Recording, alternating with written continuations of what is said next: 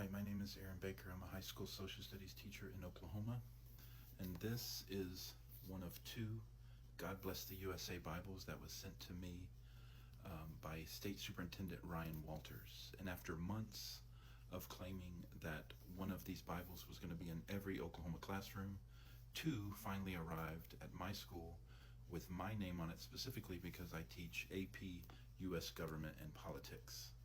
Now, I don't want to talk today about the issue of Bibles in classrooms. If you want to see a catalog of my World Religions library in my classroom, you can see a previous video about that. I want to talk about this Bible in particular. When I first received this Bible, the first thing that struck me was that it was very generic, leather-bound, King James version of the Bible, just like I grew up with, probably owned a dozen or more in my lifetime. It's not a study Bible.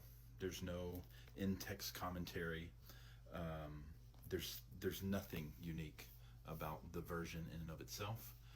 The only thing that is quote-unquote special about this Bible is that in the back, when I was a kid, where the maps used to be, is where we find a letter from Lee Greenwood, followed by the Declaration of Independence, followed by the Constitution of the United States, the Bill of Rights, the Pledge of Allegiance, and then a place for notes.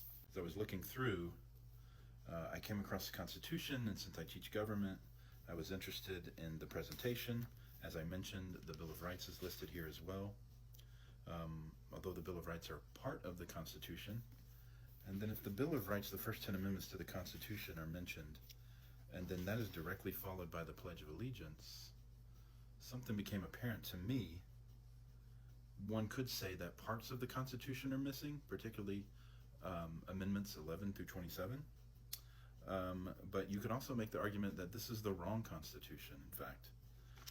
The Constitution in this Bible contains what's called the Three-Fifths Compromise, which was summarily removed by the 13th Amendment to the Constitution, which abolished slavery in the United States. The 14th Amendment is also missing from this Constitution, and that is where we get the due process of law. This is not an accident.